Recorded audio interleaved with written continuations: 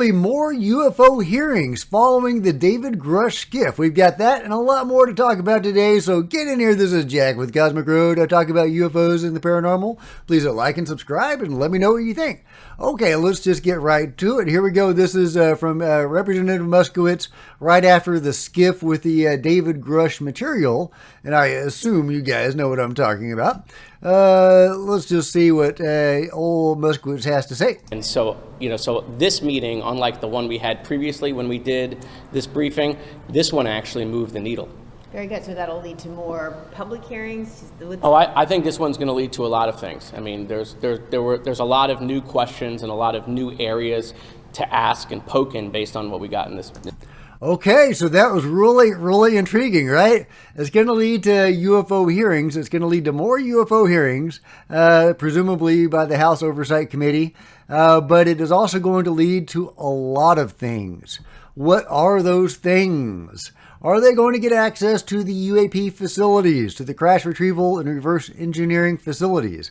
Well, that is what some others are saying. According to Matthew Pines, they were told of specific facilities by the ICIG.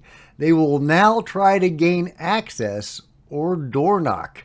So, according to Matthew Pines, who is the Director of Security Advisor for Sentinel-1, he is saying that, so Congress knows the locations of these places, and we know that David Grush knows the locations of those places, and that he provided that information to the ICIG. So, presumably, the House Oversight Committee, the members that went there, were able to get this information, and now they are going to try to get access to them. So that seems to be what Moskowitz is talking about. It's going to lead to many other things, he says. I love it. I love it. So will we have, my dream where Tim Burchett and Moskowitz and the others are standing upon a UFO at one of these facilities with a live press conference?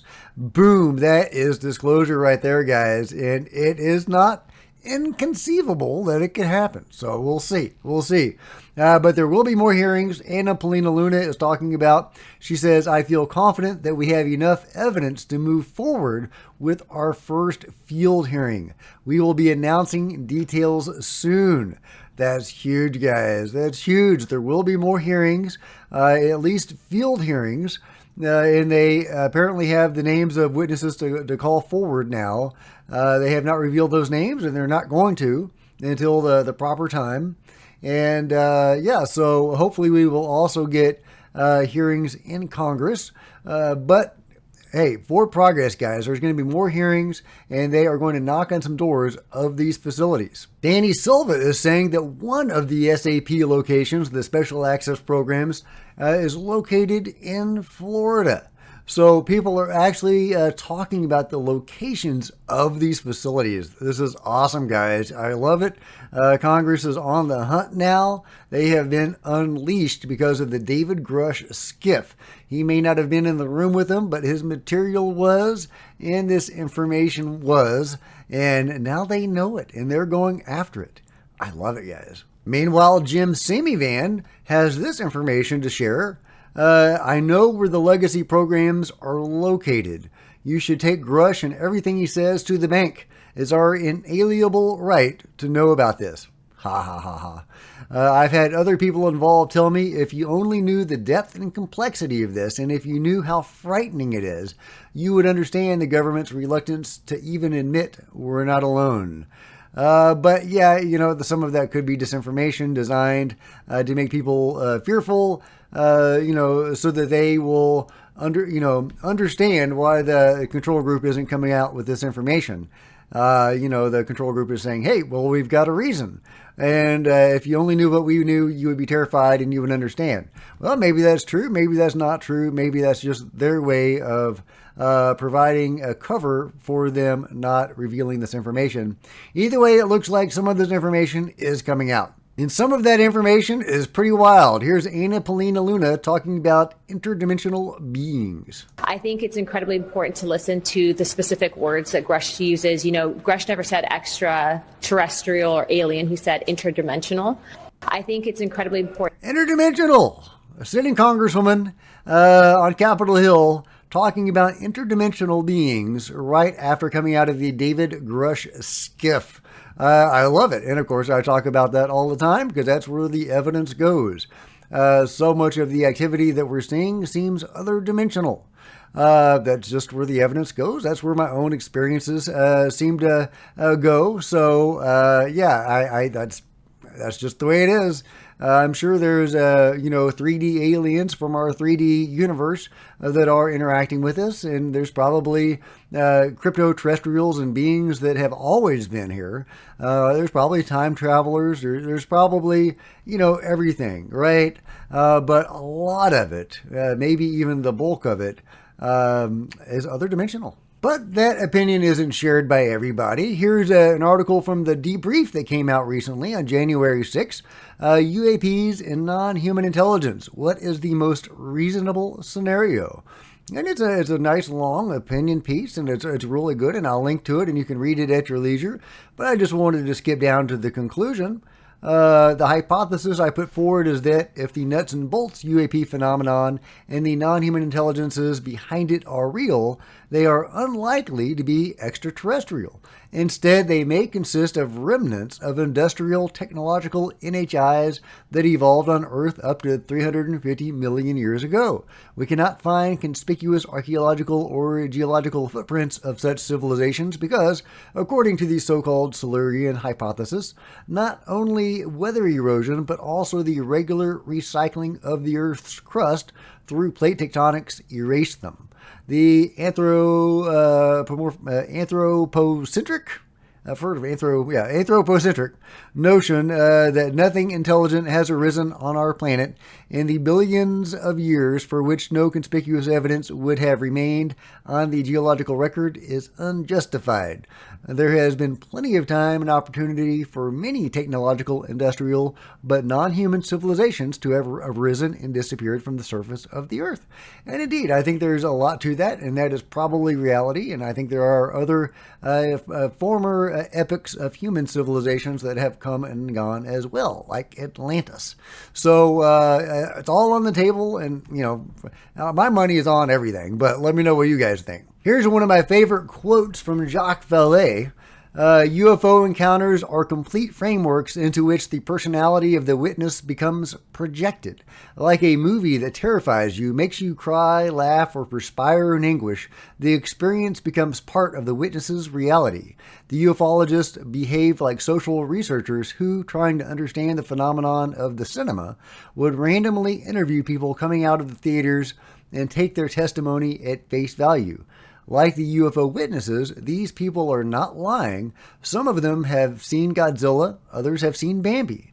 The experience, in every case, was real to them. But the reality we should inquire about, the reality UFO researchers are often ignoring, is the movie projector high up in a small, dark, locked room near the ceiling. In that room is the technology that will give you both Bambi and Godzilla, Star Wars, and yes, even Close Encounters. Like the technology of the cinema, the UFO technology is a meta-system.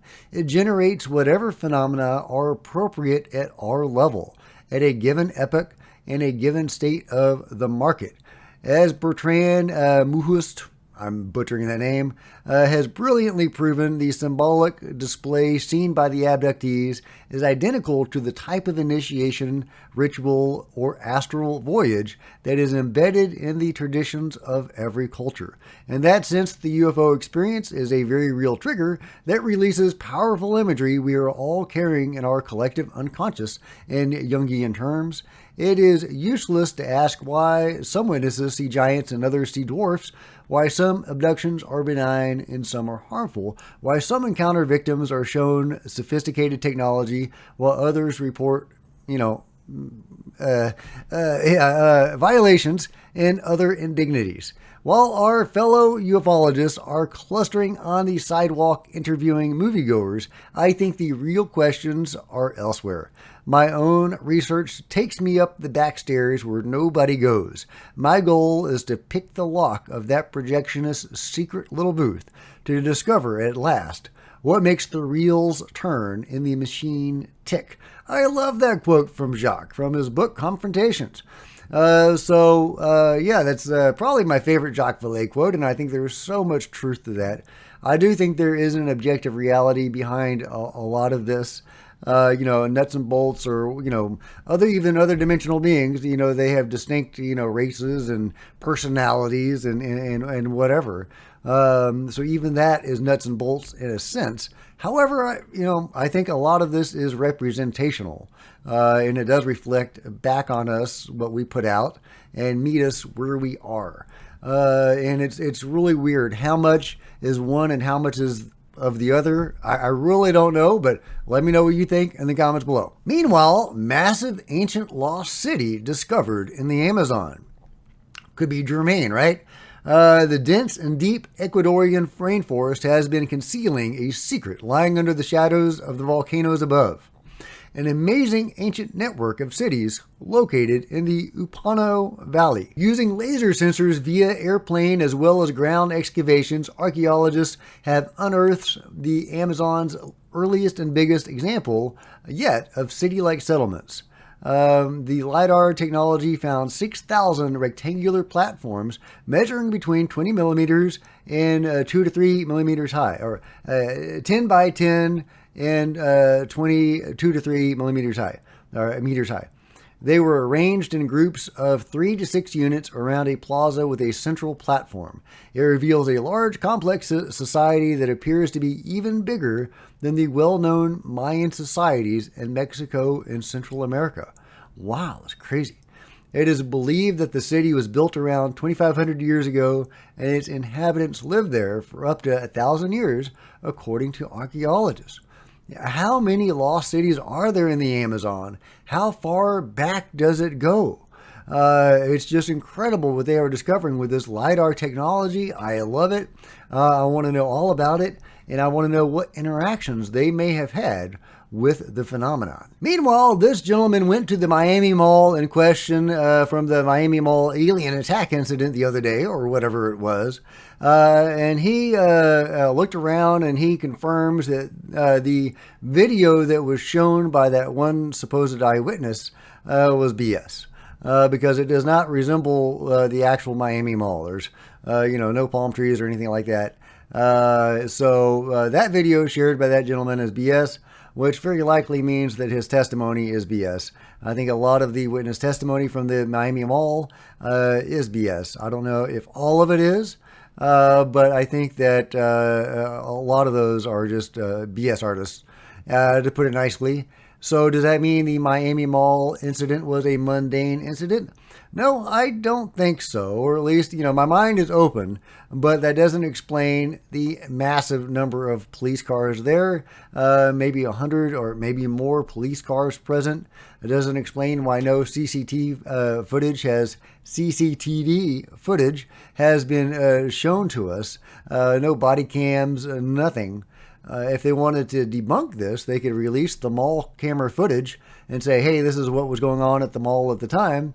See no aliens or other dimensionals here. They haven't done that. So, my mind is still open. It totally could be a mundane event. I mean, most of these things turn out to be something like that. But I'm not seeing how that adds up. So I'll continue covering it, but I am waiting for solid information to come forward. Meanwhile, will Bob Lazar go to Congress? Probably not, but Anna Polina Luna did tweet about that possibility.